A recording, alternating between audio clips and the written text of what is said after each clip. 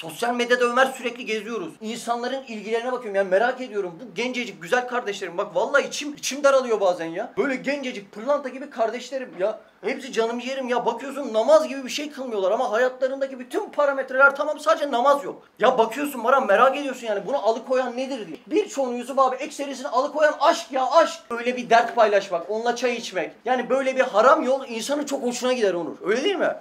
Abi insan yani bundan kendini alıkoyamaz belli bir dönemde. Dikkatler başka yerlerde. Ama bir türlü namazda değil. Bazılarınınki namazda ama ertelenmiş bir namazda. Bak bunlar hep sosyal medya tespitleri yani sosyal de oku ha. Yusuf abi sağımızda solumuzda belki biz de mesela bir yerde birazdan bir yer okuyacağım kendimi okuyacağım orada da. Yani sosyal tespitler bizim başımıza gelen başka bir tanesi yazıyor. Namaz anneden atadan dededen ne diyor ama yazmış giydirme ileriki yaşta da kılarım diyor. Abi mesele yani küçümseniyor. Bak bir model daha var. Bunları da konuşalım. Bilgisayar başında ölen modeller var abi. Böyle can çekişir. Bilgisayar başında saatlerce. Bak ben 48 saatten üst bilgisayar başına kalkmayan insan tanıyorum. Sizin de vardır bak çok acayip bir şey. Böyle bir insan bir müddet sonra bilgisayar başına oturmak ülfet olur. Artık amel etmeye çok üşenir böyle bir insan. Böyle sürekli şu işi yapar abi. Mouse'da sağ tıklar yenile. Sağ tıklar yenile. Artık Windows 19 olmuştur. Yenile yapa böyle güncellenmiştir yani. Adam tek işi odur abi. Yani bir amel etmez. Sen sıradan çinko karbon pil misin? Bir kalk bir amel et. Bir namazını kıl ama hayatında hiçbir ehemmiyeti yok. İşte sosyal dokusu bu kadar dar örülmüş bir adamın dinle ilgili bir merakı da olmuyor Bedir abi. Ben ne için namaz kılacağım? Ben kim için kime secde edeceğim? Bunu da anlatmak istiyorum. Bu da benim en çok içimi yaratan. Niye? Ben bir öğretmenim çünkü. Akıl küpü öğrenciler var İlker Hoca. Öyle değil mi? Yani gerçekten sosyal medyada, piyasada ne kadar malumat var. Ya bu çocuğun bilgisi var. Böyle had safhada ya. Şaşırıyor insan ya. Nasıl bu kadar şeyi hıfzedebilmiş çocuk diyor. Ama bakıyorsun namaz nasıl kılın? Bu çocuğun haberi yok ya. Akıl küpü böyle IQ'su kullan. Ama namaz gündemde yok abi. Neden? Başta anne babalar olabilir mi? Olabilir mi? Taklidi giden. Oğlum namaz kıl. Anne ben kim için eğileceğim? Orasını karıştırma şirke girersin. Öyle olmuyor mu? Oğlum namaz kıl. Bak nefsimin cümlesini söyleyeyim. Ben sabahın o saatinde niye uykumu böleyim? Orasını karıştırma. Ya bir insan bu yaşta sabah o saatte niye uykusunu bölsün Bedir abi? Bunun bir tatminkar açıklaması olması gerekmiyor mu? Gerekiyor. İşte o var. Bir zaman sinnen, cismen, rütmeten büyük bir adam bana dedi. Namaz iyidir. Bak şimdi nefsini dinle Kadir. Fakat her gün 5'er defa kılmak çoktur. Bitmediğinden usanç veriyor. Bak cümlelere bak cümlelere.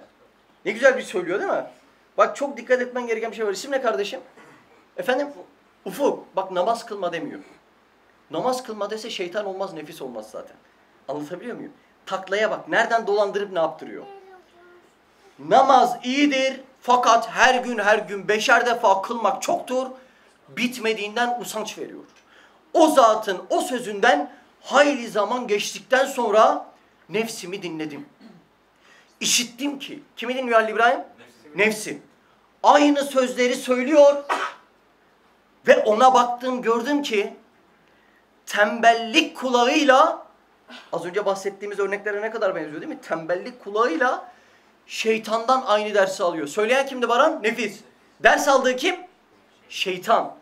Bak Halil İbrahim tekrar ediyorum. Aydın az önce namaz kılma diye bir cümle okuduk mu? Okumadık. Ne diyor abi? Şu işi hallet sonra kılarsın. Bak aynen böyle demiyor mu? Allah aşkına ya. Hiç mi namaz kaçırmadınız? Bir sorunuz içinize.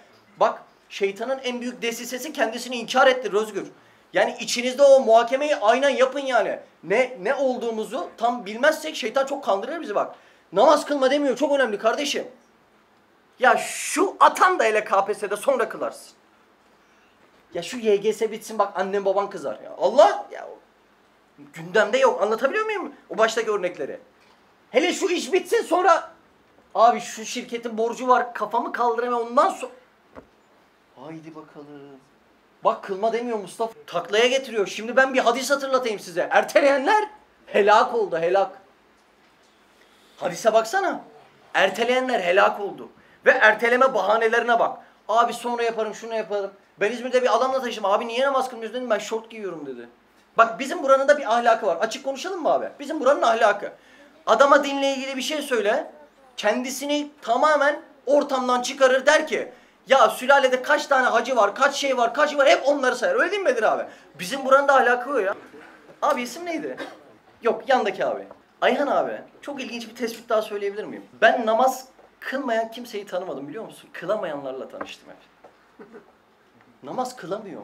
Öyle olmuyor mu abi? Denk geliyorsunuz değil mi etrafına? Namaz kılmıyorum, bir de yalan günahına giriyorsun. Onun adı kılamıyorum değil. Ben Rabbimin vaadine itimat etmiyorum, verdiği cennete güvenmiyorum ve onun emirlerine karşı çıkıp gitmiyorum. Desene delikanlı gibi. Ağır geldi değil mi? Başka bir şey dediğini zannediyoruz. Bak nereden yaklaştı? Erteletmekten yaklaştı. Bir yerden daha yaklaşıyor Yunus, şeytan. Nereden yaklaşıyor biliyor musun kardeşim? Eski hayatı günahkar geçen insanlar. Vardır öyle insanlar. Abi öyle insanlara şeytan şöyle yaklaşıyor. Yahu arkadaş, sen lağma düşsen olayı kirletirsin. Rabbinin huzuruna nasıl gideceksin bu kirler? Öyle diyor değil mi Mehmet? Ya kardeş, o ümitsizliklerin ümidi değil mi Allah? Bir de şunu merak ediyorum. Başka gidecek bir kapı mı var Melik? Yahu sen o kadar kirlisin ki bu kadar kirinle Rabbinin karşısına nasıl gideceksin diyor. Bak bunları niye anlatıyorum? Böyle bir cümle şeytandan mı duydun? Ali'den mi, Veli'den mi, içinden mi? Bak böyle bir şey ile amel etme. Başka gidecek bir kapı yok. Senin Rabbine gitmeye ihtiyacın var. Rabbinin sana ihtiyacı yok. Başka bir gidecek kapı yok. Bunları net bilmemiz lazım. Dedim ey nefis, cehli mürekkep içinde, tembellik döşeğinde, gaflet uykusunda söylediğin şu söze mukabil sana 5 ikazda bulunacağım. İşit ve dinle. Biz 3 tanesini okuyacağız. Birinci ikaz çok önemli abi. Bak şeytan bizi kaç tane taklaya getiriyor, öyle değil mi Ömer? Ve böyle bir düşman var, tanımıyorsun yani. Bilgisayarına virüs girse adını ezberleyip tanıyorsun. Böyle bir şeytan düşmanı var, bunu tanımıyorsun. Ben anlamıyorum, çok garip geliyor. Birinci ikaz. Ey bedbaht nefsim. Olmadı ya, hiç üstüme alınmadı. Demek ki nefsim demeyeceğim. Ne yapacağım oraya Ersin? Adımı koyacağım. Bedir abi bak kendini koymak istemiyorsun. İşte biz Kur'an'ı böyle okuyoruz biliyor musun? Böyle gece evrat makamında hiç kendi üstümüze anlamıyoruz. Bak şöyle düşünsene abi, isim neydi? Melih abi hazır mısın? Bir vahşet yapalım. Ey bedbaht! Ey nankör nefisli! Ey günün 23 saati Rabbine nankörlük edip unutan, acaba ömrün ebedi midir? Hayır değil. Hiç kati senedin var mı ki? Eve bile var ama ahirete yok. Gelecek seneye. Belki yarına kadar kalacaksın. Sana usanç veren, abi çok önemli bir cümleye giriyoruz. Zeki dikkat burada mı? Sana usanç veren namaz değil. Sana usanç veren tevehhüme ebediyettir. Yani ölmeyecekmiş kuruntusudur. Bak mesela bana şu an abi, şu an diyorum cümlem yanlış anlaşılmasın. Şu an namaz farz değil. Niye ben yatsımı, vitracımı kıldım? Anlatabiliyor muyum? Şu an yani. Cümlem yanlış anlaşılmasın lütfen. Şu anı kastediyorum. Ama ne yapıyor nefis? Yatsıyı kılmamışsın 5 yıl sonraki teheccüdü düşünüyor. Ya onu nasıl kılacağım falan. Ya bak nefis çok kurnaz. Bunlara mahal vermemek lazım. Sana usanç veren namaz mı olur? Namaz değil. Nedir İsa? Çok güzel. Tevehhüme ebediyet. Yani yahu sanki ölmeyecek düşünüyoruz ya abi. Zaten mal varlığımızdan bu belli değil mi? Ölmeyecekmiş gibi bir mal varlığı biriktiriyoruz. Buradan insan aynı şeyi namaza da vuruyor. Diyor ki insan sonsuz hayata boyunca uğraşır mı? Sonsuz değil ya. Belki 3-5 yıl daha uğraşacaksın. Bak devamı çok ilginç. Keyif için. Ne için abi? Yani Allah rızası için değil. Keyif için ebedi dünyada kalacakmış gibi nazlanıyorsun. Bak Bedir abi. Naz yaptığımıza bir delil daha söyleyeyim. Bir annenin çocuğu olduğunda gece onlarca defa uykusunu bölüyor mu Yusuf abi? Bölüyor değil mi? Çünkü çocuğun inga lafı onu öldürür yani, bitirir. Çünkü çocuk morarıp ölme ihtimali mevcut. Ya bak birisi geldi yine, Melih kardeşim geçen, çok gariptir ha. Abi sabah namazına kalkamıyorum dedi. Kardeşim kuruyor musun dedim. Yok kılmıyorum dedi. Abi bak şimdi mantığı anla. Şimdi ne yapıyor? Ya bu kadar naz yapılır mı arkadaş ya? Hani din ucuz geliyor ya abi. Cenab-ı Allah anından mukabele etmiyor ya. Sen niye ÖSS'nin için alarm kuruyorsun, KPSS'nin için kuruyorsun?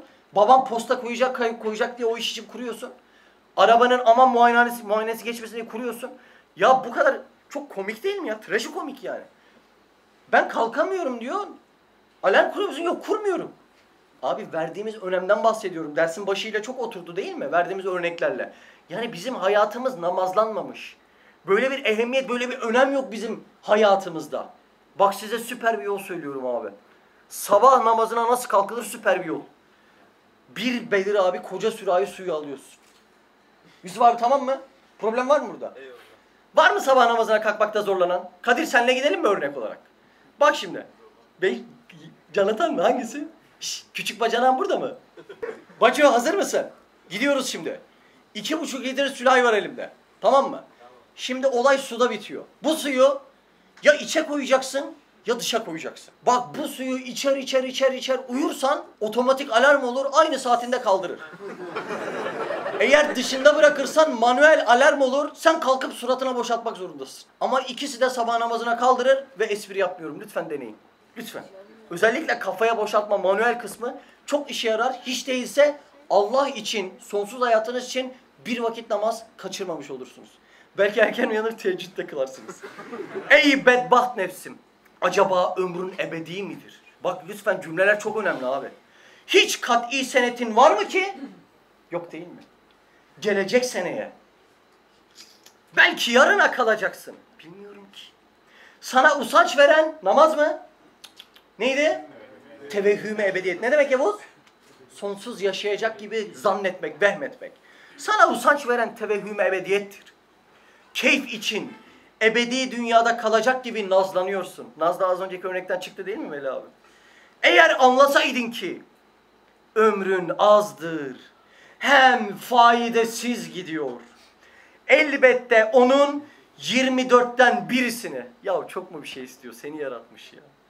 Çok mu abi? Beyaz gömlekli abi ismi neydi? Ferhat abi çok mu ya? 24'ten birisini hakiki bir hayatı ebediyenin saadetine medar olacak bir güzel ve hoş ve rahmet bir hizmete sarf etmek, usanmak şöyle dursun, belki ciddi bir iştiyak ve hoş bir zevki tahrike sebep olur. İkinci ikaz. Ey şikemperver nefsim! Acaba her gün yemek yersin, doğru mudur? Yapıyorsun değil mi öyle mi? O zaman bizden bahsediyor. Su içersin, doğru mudur? Havayı teneffüs edersin, doğru mu Baran? Hatta an ve an ediyoruz. Sana onlar usanç veriyor mu? Veriyor mu? İmkanı yok. Bak abi çok anormal bir cümle. Madem vermiyor çünkü. Melih abi hazır mısın cümleye? İhtiyaç tekerrür ettiği için, tekrarlandığı için usanç değil belki lezzet ediyorsun. Belkisi mi var? Biz bugün yemeğe servet ödüyoruz, servet.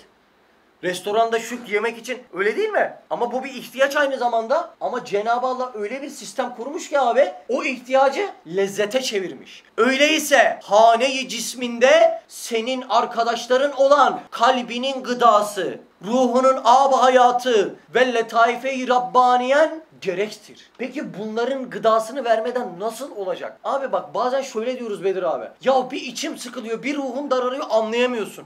Bak ben sana söyleyeyim canım kardeşim. Ruhun açlık alarmı veriyor.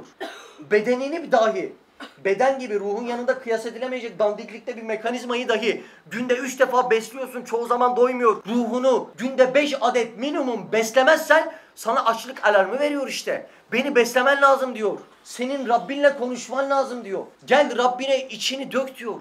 Sen yerin dibine fısılda, o arş-ı âlâdan duyuyorsun. Git başına gelenleri Rabbine anlat. Ya Rab beni şu köşede kırdılar. Şurada toz duman oldu. Anlamadılar. Paramparça oldu ciğerim şurada. Burada ihanet ettiler. Kimse anlamadı derdimi. Böyle gel Rabbine. Böyle gel. Secdeye gel. Ve öyle bir havada gel ki vazgeçmek mümkün olmasın sende. Böyle. Son ikazı okuyorum. 4. ikaz. Ey sersem nefsim. Abi burası en önemlisi. Bir tanesi diyor ya hepsi yaralar sonuncusu öldürür. Burası en önemlisi. Ey sersem nefsim. Acaba şu vazife-i ubudiyet neticesiz midir? Dünyaya 10-12 saat ayırıyorsun. Ne için? 10-20-30 yıl için. Peki bu namaz neticesiz midir? Ücreti az mıdır ki sana usanç veriyor? Nasıl bize uyuyor değil mi Ferhat cümleler? Halbuki bir adam sana birkaç para verse veyahut seni korkutsa akşama kadar seni çalıştırır ve sen de fütursuzca çalışırsın. Tam bizim konumuz. Tam. Abi saat 5'te sabah namaz, kalkamam. 6'da patron, kalkarım. Şimdi soruyorum, patronun mu daha kıymetli ve değerli, Rabbin mi? Hangisi? İşe gitmezsen ne yok? Maaş yok. Doğru mu abi? Peki Rabbinin namazına gitmezsen bir cehennem olduğuna iman etmiyor musun? Etmeyenler için okuyorum abi, Müddessir 42. Sizi şu yakıcı ateşe sokan nedir günahkarlara diye soruluyor. Onlar şöyle cevap verirler. Biz namaz kılanlardan değildik. Günah olarak yetiyor. Bak imandan sonraki en önemli bahsi konuşuyoruz. Bu gülücüklerin altında ciddi bir hadise yatıyor. Patronun için gidiyorsun, Rabbin için gitmiyorsun, öyle mi? İşe giderim ama sana gelmem Allah'ım. Böyle olmuyor mu Resul?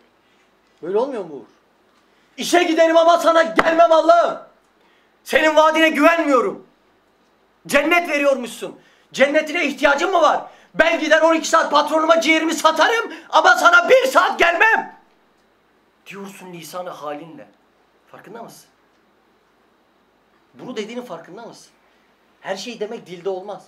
Yusuf abi bana dese ki Mehmet tatlıyı beğendin mi? Bu ne demek abi? Hayır beğenmedim. Buna lisan-ı hal deniyor. 12 saat patronuma ciğerimi satarım, sana 1 saat gelmem. Zor mu? Zor mu? Çok mu zor? Zoruna mı gitti Rabbine secde etmek? Ha? Seni yaratana secde etmek zoruna mı gitti? Bu cümleleri lisan-ı halinle diyecek kadar külhan bey misin? Peki neye zar attığını biliyor musun? Ayette diyor ki abi, ey Resulüm de ki, beni seviyorlarsa sana ittiba etsinler. Benzesinler. Sevmenin kriteri bu mu abi? Peki soruyorum, Uğur, Resulullah Aleyhisselam'ın hayatında ameli olarak en belirgin birinci özellik nedir? Namazıdır. Onu seven ona benzer çünkü. 2 tane ayet geldi. Farkında mısın? Aslında diğer konuşmalara bile gerek kalmadı. 2 tane ayet geldi az önce. Biri Müddessir 42'de, biri Ali İmran'dan da az önce söylediğimde. Mealleri yani. Sen hala ama fitne üstü fitne.